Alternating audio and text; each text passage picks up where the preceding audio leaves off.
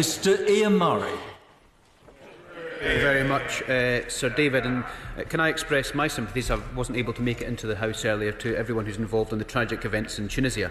Our thoughts are with the families all across the United Kingdom, but especially the people in Scotland who have been caught up in that particular problem. Can I beg to move new clause 32, Sir David, in my name and the name of my honourable friends? Part 2 of the bill devolves significant new powers to Scotland over income tax and other taxes, and it's a real opportunity to provide that powerhouse parliament that was promised by the Smith Agreement. Clause 12, 13 and 14 make provision for transfer to the Scottish Parliament of the power to set rates and bands of income tax, including the ability, I think as the member for Gainsborough was pushing, to set a zero rate of income tax. The full impact of this and other tax measures should not be downplayed. Lord Smith himself outlined that the proposed measures in the agreement will create one of the most powerful devolved parliaments in the world. When taking taxation and spending clauses together, Scotland could only be slightly behind the Canadian provinces and the Swiss cantons, and likewise in exercising power over and setting both rates and bases of income tax, according to the OECD, Scotland would rank above sub-central legislators in Sweden, Norway, Finland, the US and even Germany. The economic evidence suggests that fiscal devolution can work. It is our responsibility and that of the Scottish Government to make sure that it does, and that's the genesis of our new clause 32 this evening. But these are hugely complicated processes, and anyone who's tried to read the fiscal framework analysis in the Smith Agreement will know that these are hugely complicated processes. And I note that the SNP and their new friend, the Right Honourable Gentleman for Gainsborough, have tabled new clauses that would seek to devolve tax in its entirety. Now, I want to say at the start, Sir David, that these are perfectly legitimate arguments and points of view that have been debated at great length, both at the Calman Commission and indeed in the Smith Commission at the time. And where we disagree, of course, is not on the fact that these arguments aren't legitimate, but Labour believes fundamentally in the pooling and sharing of resources across the United Kingdom. That's not a criticism of the SNP's position, but merely a disagreement on a fundamental broad principle. We have rightly criticised this bill on a number of occasions, particularly at second reading and in the debate last Monday, and the Smith Agreement repeatedly for not going far enough. But I believe in this instance at least, and I would agree with the member for Dundee East, that this bill and the Smith Agreement have got it right. This is probably where there are few substantive amendments to the income tax clauses in this part of the bill. Indeed, the Chartered Institute of Taxation has echoed this by saying that the Commission have made a, and I quote, pragmatic set of proposals which shows a lot of thought has been given to balancing the desire of Scots for greater tax powers against the practical obstacles to devolution. It's worth reflecting on the current position of the Scottish Parliament with regards to income tax. We know that since 1999, Scotland has been able to vary the rate of income tax by 3 pence in the pound, which, despite the current clamour for more powers, has never been used. A power, incidentally, that I believe has now lapsed, and which shows the problems that we have with regards to the fiscal framework. That notwithstanding, under the Scotland Act 2012, as a result of the Calman Commission, the Scottish Parliament has been afforded control of the first 10 pence of the basic rate of tax. The Smith Agreement, as has already been mentioned, and indeed this bill, obviously go much further. The Scottish Parliament will have total control over income tax rates and thresholds and complete freedom over the levels at which those rates and thresholds are set. This is significant, as the estimate of devolved tax liabilities with regards to income tax in 2013-14 was almost £11 billion. That's a considerable sum, the collection and deployment of which confers a substantial degree of responsibility on the Scottish Parliament, and if it wishes, the Scottish Government of any colour can increase that liability or indeed decrease that liability. I'm happy to give way. I entirely accept where he's coming from in his argument that he wants to share responsibility for the United Kingdom. But can you explain to me why you should share responsibility over thresholds, but not apparently over bands or rates? I can't see the logic of it. Well, there would be a significant ability for the Scottish Parliament to adjust, particularly the zero rate, and I think the Minister will, when he gets to his feet, I hope he answers that particular issue, because the House of Commons Library was quite clear. But there has to be some kind of level of pooling and sharing. Income tax is the biggest tax that everyone pays. Everyone who works pays a proportion of that above the basic allowance, and I think it's important that everyone has a stake in that particular game, and we could get to a situation whereby people who are not having a stake in that game across the United Kingdom would then ask what the United Kingdom's for. I fundamentally believe in that pooling and sharing, and I think the Smith Agreement has come to a reasonable balance in terms of where it is struck. And that's why I think we need and that's why our new clause 32 is in place, a full analysis of how all this is going to work, because it could be the case that there might have to be some adjustment in the powers in the future. We don't know yet what the Scotland Act of 2012 is going to do in terms of its implementation. It doesn't come into force until 2016. But the question you've just raised actually is all part of our new Clause 32 in terms of what we're trying to achieve in the future of what the consequences would be of these transfer of powers. I'm happy to give way. I'm very grateful to my honourable friend. Isn't one of the unintended consequences, though, of the devolution of income tax to the Scottish Parliament that we have things like gift aid, which is, of course, a UK-wide facility for reimbursing charities on the basic rate of income tax set at a UK level? If we have two different rates of the basic rate, might it then cause complexity for donors to have to track what they pay to the HMRC and to Revenue Scotland? Is that one of the issues that he thinks should be in his review under new Clause 32? Well, actually, I'm delighted for that intervention, because I would have come on to that at the later part of my speech, but given the time constraints, I will now take that out, because the honourable gentleman raises a good point. It has been raised by the Scottish Council for Voluntary Organisations, the relationship with gift aid. And although it's not in our amendment, I hope if the Minister is able to accept her amendment, or indeed if there is a reporting mechanism, that reporting mechanism in the future will look not just at gift aid, but also pension relief, which I believe is also a relationship that hasn't been specifically mentioned in the Smith Agreement, but actually many of the organisations that have got in touch with regards to this bill have raised those particular concerns. Gift aid, of course, is worth £1 billion a year to charities, so we have to make sure that's properly put in place. I'll give way to the member for Dundee. The gentleman spoke about the principle of pooling and sharing. Now, I've heard this argument before, but if it was a real principle, it would apply to aggregates levy, or landfill tax, or air passenger duty, or the small taxes which have been devolved. There's no principled reason why it requires to be applied to income tax. And I think the honourable gentleman kind of rather gave the game away. He spoke about the ability to vary the 3p either way with the original plan or the first 10 pence of income tax. Why does he think so little is enough for a nation like Scotland? And why is he so afraid of giving our national parliament all of the powers it needs to tax income properly? Well, I think what the honourable gentleman is asking for is full fiscal autonomy, and there's many amendments down later on this evening we can have a full debate about. I fundamentally disagree with that principle. I think the pooling of sharing of resources is important. The difference between, of course, income tax and the aggregates levy and the landfill tax and all the stamp duty taxes and all the taxes that you mentioned in your question is they're immovable taxes. And income tax is not, and therefore the pooling and sharing of resources in terms of £11 billion is a significant amount that we should be making sure is part of the overall matrix of the United Kingdom. And I said at the start, Sir David, that really I don't disagree with everything that the member for Dundee has said, but we just disagree on the fundamental principle of pooling and sharing. His speech is completely reasonable in terms of what he's seeking to achieve, but on this part of the House we just disagree with the broad principle of not pooling and sharing. There's no right or wrong in these particular issues in terms of what you devolve. It's just broad principles that you would believe in or not. And you know, I find it difficult sometimes in these debates when you've got 56 SNP MPs braying at you from behind when you're actually agreeing with them. So I've no idea what they'll be like when I disagree with them, but actually, you know, I'm paying a compliment to the member for Dundee. I don't often pay compliments to the member for Dundee, so I am on this particular occasion, and he's still unhappy with my particular contribution, but never mind. Perhaps given they've signed most of our amendments on the welfare sections tomorrow, we'll be much more collegiate. Sir David, where was I in terms of just explaining our particular amendment? Let me go back to what the Scottish Affairs Select Committee report said that was published in March, which looked at the fundamental principles of the Smith Agreement. And they said, and I quote, "The agreement represents the best of both worlds. It presents Scotland with much greater powers over taxation, meaning for the first time, the majority of the money the Scottish Government spends will be paid for by its own taxation.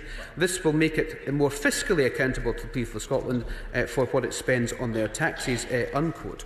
I'm confident the income tax provisions in this bill strike the right balance between reserved and devolved taxations. Do agree with the member for Gainsborough. There may be some movement that's required in the future, but I think there is the correct balance that have been mentioned in this particular part of the bill, and it's in the spirit to the letter of the Smith Agreement and indeed the vow. The vow is actually quite concise when it comes to these particular issues. It says very little or nothing about taxation at all. But one thing it does say, and goes back to my issue around the pooling and sharing of resources, is that the Barnett formula should be maintained, a stand which this bill and indeed Smith are utterly in accord with. I'm happy to give way. And I know did not support this last week, but I supported the SNP in actually full fiscal autonomy and scrapping the Barnett formula. They all trooped through the lobbies to actually vote for that. So does the honourable gentleman share my surprise that they've come back today with amendments that don't include that, because last week they wanted to scrap it? Well, nothing ever surprises me, and what did surprise me last week, that the 56 SNP MPs went through the lobby with the Thatcherite arm of the Conservative Party. And that's because full fiscal autonomy would deliver to them something that would be fundamental damaging to Scotland. The Honourable Lady is absolutely correct. And can I just thank the Honourable Lady for waking them all up, because I think your intervention did actually do that. The Smith Agreement, Sir David said, and I quote, "Income tax will remain a shared tax, and both the UK and the Scottish Parliaments will share control of income tax. MPs representing constituents across the whole of the UK will continue to decide the UK's budget, including income tax. Within this framework, the Scottish Parliament will have the power to set the rates of income tax and the thresholds at which these are paid for non-savings and non-dividend income for Scottish taxpayers." Unquote. This is exactly what the bill does, but there are two important aspects to that statement which I think it's important to highlight. Firstly, maintaining income tax as a UK-wide tax is critical to the continued pooling and sharing of resources. This facilitates UK-wide redistribution on the basis of that need and underpins the welfare state and the state pension system. Now, the Church of Scotland expressed this view when they argued for, and I quote, "a degree of solidarity across the United Kingdom where prosperity is shared and those with the broadest shoulders can carry the extra weight of supporting those who are less fortunate." Unquote. Equally, however, the Smith Agreement explicitly links the continuing right of Scottish MPs to vote on the budget within the framework he has set out, and that's equally as important, particularly with some of the proposals that are coming forward from the Government with regards to English votes for English laws. It seems to me that devolving income tax in its entirety, as laid out by the member for Dundee East and the Right Honourable member for Gainsborough are advocating, would place that right in doubt and create two classes of MPs in this place.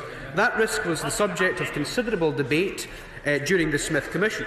As long as you believe in the pooling and sharing of resources, as we certainly do, Smith's recommendation to retain income tax as a shared tax is critical, which is why we reject Amendment 124 and new Clause 54 moved by the Honourable Gentleman for Dundee East.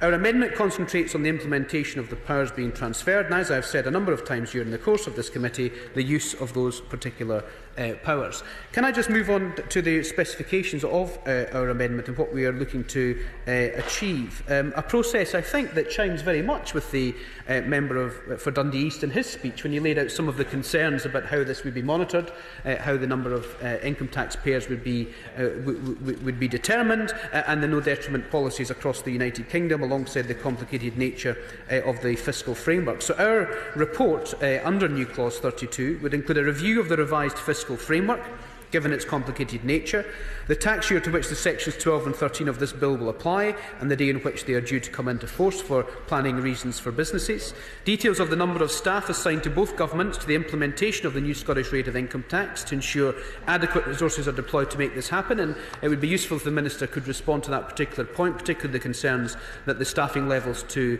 determine the Scottish rate of income tax and Scottish taxpayers are deficient. A report on the identification of Scottish taxpayers. I'm happy to give way to Honourable Gentleman. I thank the Honourable Gentleman for giving way. I'm just trying to understand the point that he's making. As I understand it, we have an opportunity here today to discuss whether or not the Scottish Parliament should have enhanced powers over income tax. And the Honourable Gentleman's position seems to be that rather than take that step here today, he wants to have a review of the situation up to this date. My question is, I can understand the logic of having a review and what's set out in this amendment, but why does he think that review would be better in the hands of the Tory Secretary of the Tory Chancellor, rather than the people of Scotland's representatives in the Scottish Parliament? Surely the time has come to allow the Scottish people to determine these matters themselves, rather than a Tory government that has only one single representative in Scotland. Well, Mr Crosbie, I think the Honourable Gentleman is confusing two issues here, because we fundamentally agree with the clauses in the bill in terms of the devolution of income tax. But it's very, very important, as the complicated nature of these are hugely complex issues.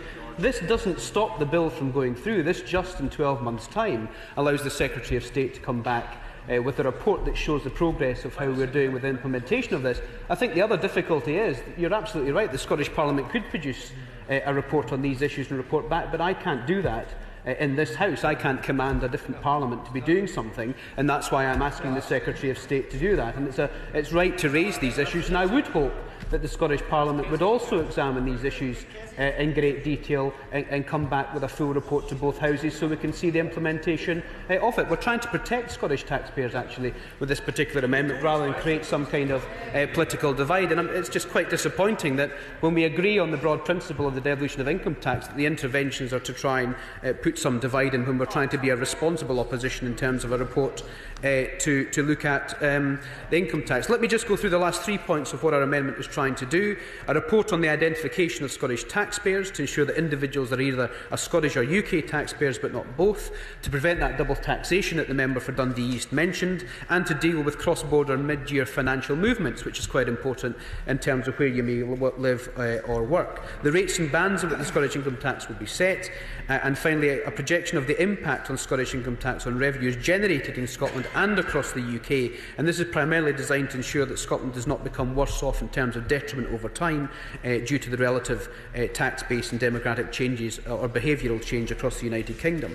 Such a review would allow us to assess the transitional process and to ensure that the projected rates and bands accord to the principle of no detriment for both Scotland and the rest of the United Kingdom, to protect Scottish taxpayers as well as taxpayers across the rest of the United Kingdom. Critically, and the Smith Agreement restates this, any updated fiscal framework should secure the Barnett formula, with the Scottish budget bearing the full cost of policy decisions that reduce or increase revenue or expenditure, and that's ultimately critical in terms of the fiscal framework, and that's what our new Clause 32 seeks to achieve. The gift aid issue has already been raised by my honourable friend, and I hope the Minister will be able to respond to that. And finally, I think it's important, Mr Crosbie, for the people of Scotland to know what their government are doing, whichever colour the government would be in Scotland, with regards to these substantial income tax powers, because it is worth £11 billion and so fundamental to the working lives of people in Scotland. And I've said all along, this is about transparency about whether additional powers should be devolved, and transparency about the use and impact of those that are. And that's what our clauses 121 and 32 seek to foster this evening, which we'll come on to a bit later. And all I ask is that the Government, and indeed the Scottish Government, approach this bill in the same spirit of transparency and openness, and have agreed to new Clause 32 that we'll be pushing to a vote later this evening. Alistair Carmichael. Thank you very much indeed. It's great to see you in the chair, and congratulations on your elevation to Deputy Speaker. I'd like to move, if I may, formally new Clause 1 and new Clause 21 in my name and that of my honourable friends. It would appear that tonight's debate is probably a little bit of déjà vu all over again, given that we debated full fiscal autonomy a few weeks ago. But given the committee stage of this bill has been dominated by the SNP manifesto commitment to deliver full fiscal autonomy and bringing forward their watered-down promise to deliver it this year, it's good that we get an opportunity to try and get it on the face of this bill. And in fact, as we witnessed last week, their hand had to be forced by the arch-Thatcherite colleagues across from the other side of the chamber when they went down the lobby with the Right Honourable Member for Gainsborough. And I said at the time, and it is still clear, that the worst possible scenario for Scotland would be SNPs demanding full fiscal autonomy, and that being delivered for them by a majority Conservative government. And those words were echoed by... well, let me just finish off this particular, if I may. Indeed, those words were echoed by Dave Watson, the head of campaigns at Unison Scotland, who said, and I quote, "An incoming Conservative government faced with a big number of SNP MPs saying, OK, if that's what Scotland voted for, let's give them full fiscal autonomy.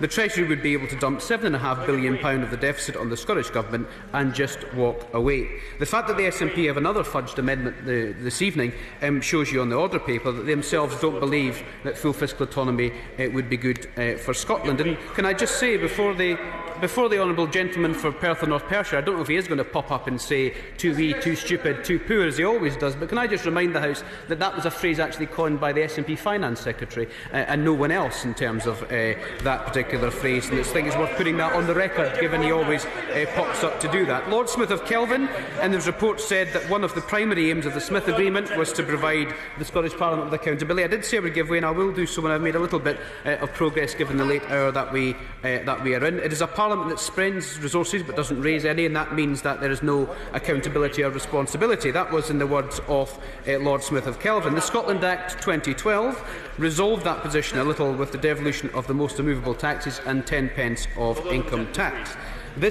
I'll give way to the honourable gentleman before he bursts a blood vessel. I'm very, very grateful for the honourable gentleman for giving way, and this rewriting the history is great. It is fantastic to find out the position of the Scottish National Party. Perhaps he can explain the position of Scottish Labour on this, because he abstained on full fiscal autonomy. Is that because he's now uncertain, or is it because he's maybe unsure about full fiscal autonomy now? Well, I'm delighted for that intervention, because what I didn't want to do last week was rain on the parade of the Scottish National Party going down the lobby with the Thatcherite Conservatives to deliver full fiscal autonomy for Scotland. And that's why it seems to be that it's on. We're in full agreement with the honourable member for Gainsborough again tonight in terms of the devolution of the entirety of income tax. Perhaps they do have a right-wing agenda after all. This bill, as we know, provides full control of nearly 50% of revenues and over 60% of spending. 65%, I think it's worth noting, by the House of Commons Library, if the devolution of housing benefit is indeed agreed tomorrow in some of our amendments. It will make it one of the most powerful devolved parliaments in the world, and the OECD ranked the Smith proposals and came to the same conclusion. But with that accountability and responsibility must come transparency and honesty. During the general election campaign, the First Minister and SNP candidates repeatedly said that they would vote for full fiscal autonomy this year. This was reaffirmed in the television debates. All the impartial, independent, expert analysis of full fiscal autonomy shows clearly that it would devastate Scotland's financial position. And that is the genesis of our new Clause 1. If the Scottish Government merely want to dismiss all the independent experts simply because they don't agree with them, then let's set up an independent commission that looks at the consequences of Scotland's finances for full fiscal autonomy. I'm happy to give way to the honourable gentleman. I'm grateful, Chair, to the honourable member for giving way. In terms of the clauses, it says, number 2, no member of the House of Commons or of the Scottish Parliament may be a member of the Commission. Is the member then saying that the honourable members of the unelected, unaccountable chamber at the other end of this building would be members such as possibly a future chair, Baroness Goldie of Bishopton? Well, I think the amendment's quite clear. I don't think it would be appropriate, but I don't think... Madam, the amendment's quite clear, but I don't think it would be appropriate for members of the House of Lords to serve on this commission. If they would just allow me to finish the sentence before they start braying again from the back benches. The commission would specifically be designed not to have any politicians on it, which is what the intervention just said from either Parliament, no employees of the Scottish Government or the UK Government, or any agency related to them. It should be a commission of impartial experts in the field, and I'm very happy to take on board, and if the Minister wants to agree with this new clause, for no member of the House of Lords to appear on that as well. Why? Well, the much-quoted Institute for Fiscal Studies analysed full fiscal autonomy in Scotland and said that it would cost £7.6 billion next year and up to £10 billion by 2020. Point of order, Alex Salmond. If I heard the honourable correctly, he seems to be redrafting his clause during his speech. Indeed. Can it be in order for him to redraft his clause to exclude the House of Lords during his own speech? Can he be that uncertain of his arguments? I think the honourable gentleman knows that that is a matter for debate, so let's continue with that debate. Ian Murray. The problem with the right honourable member for Gordon is he doesn't want to debate full fiscal autonomy because he knows it's a bad policy.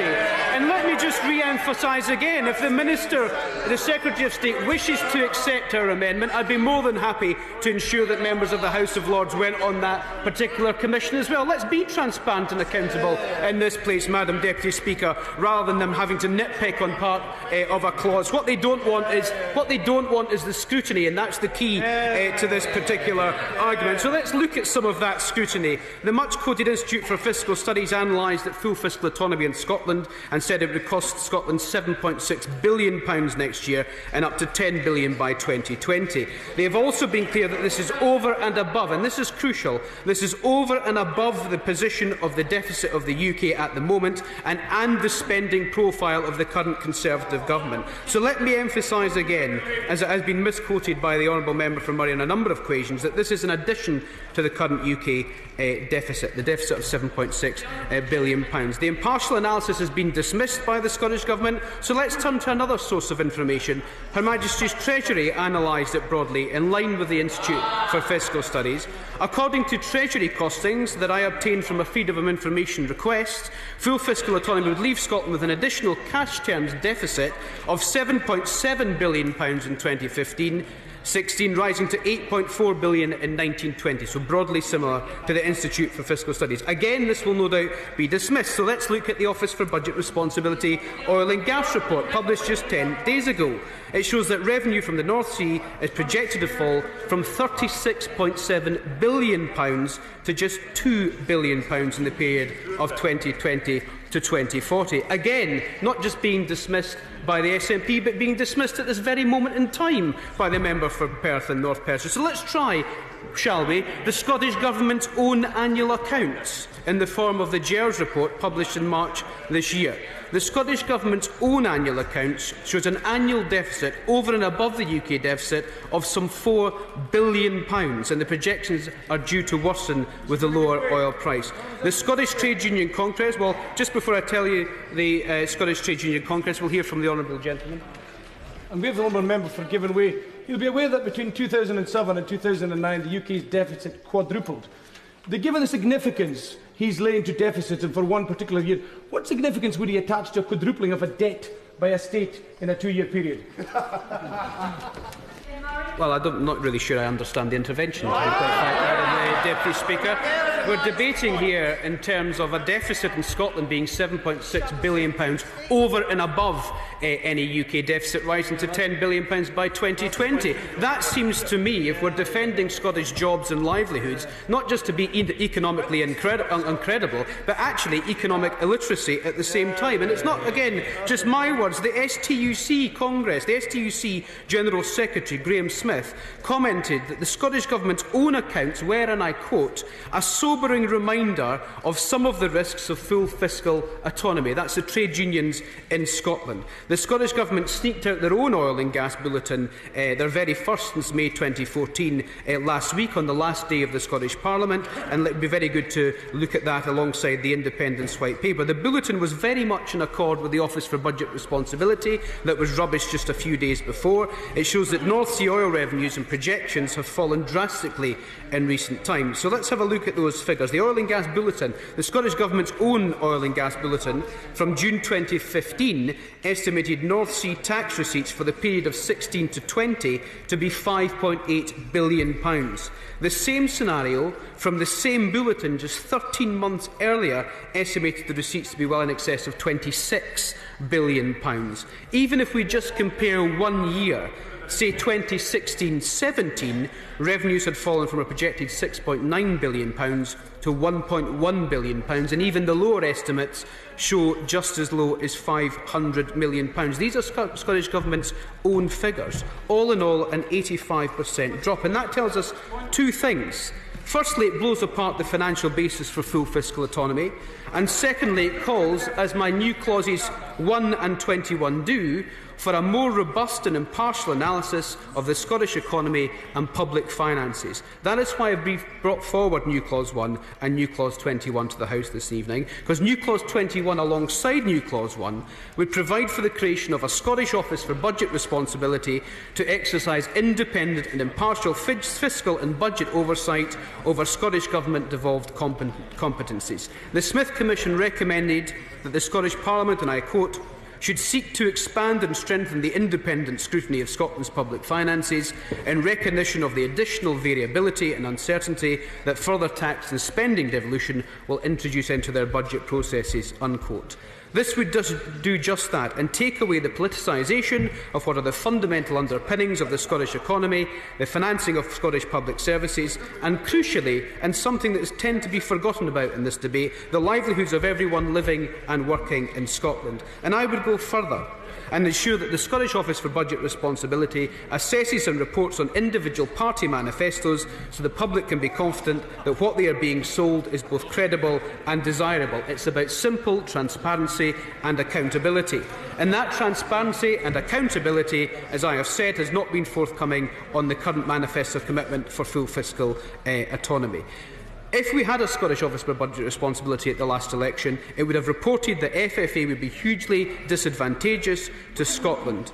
It would have backed up the IFS analysis that showed that FFA did not work, and Scotland would need a real terms growth rate of 4.5% per year at least between 2013-14 and 1920. And the STUC again, the Assistant General Secretary of the STUC, Mr Stephen Boyd, commented exactly on this and said the implications across the board is that taxes would be cut in the SNP manifesto. There are a number of examples where the Scottish Government would be trading a real and immediate cut in revenue for the benefit that may not be great in the longer term. That shows that it would not be achievable in the figures from the IFS. So the conclusion from the IFS is that FFA would incur, and I quote, deep cuts in spending or huge tax rises. It's easy to talk about figures, percentages and statistics, but this has to be about the everyday lives of ordinary hard-working Scottish families. Inflicting a policy in Scotland that would leave a deficit larger than the entire education budget and more than 3/4 of the NHS budget will not assist Scotland. We all reject the misguided austerity from this Conservative government, as we know it's being ideologically driven rather than an attempt to balance the country's finances. But we must also reject any policy that would inflict harsher and deeper austerity in Scotland. This isn't, as some would claim, and are currently claiming as I speak, Madam Deputy Speaker, about being anti-Scottish or anti-aspirational or anti-hope for the ingenuity, passion or entrepreneurial spirit of Scotland, but a sobering response to a key manifesto commitment from the Scottish National Party. I know they dismiss the views of the IFS. I know they dismiss the views of the Office for Budget Responsibility. They even dismiss the views of their own GEARS reports. But even Jonathan Portes, the Director of the National Institute of Economic and Social Research, said on FFA, if the SNP plan for full fiscal autonomy were to go ahead, then, as a number of commentators have consistently said, that would lead to a very, very severe austerity in Scotland. That is why Labour are against full fiscal autonomy, and that is why we believe in the pooling and sharing of resources across the United Kingdom, and that is why the public voted to remain part of the United Kingdom. If the SNP are so confident, I'm happy to take an intervention. I thank my good friend. Does he not see a contradiction by standing up and telling us repeatedly that full fiscal freedom would be bad for Scotland, and asking for an independent budget review, which he clearly doesn't want to take account of? Isn't there a contradiction? You want an independent budget review, an independent budget office, but you're telling us what it's going to say.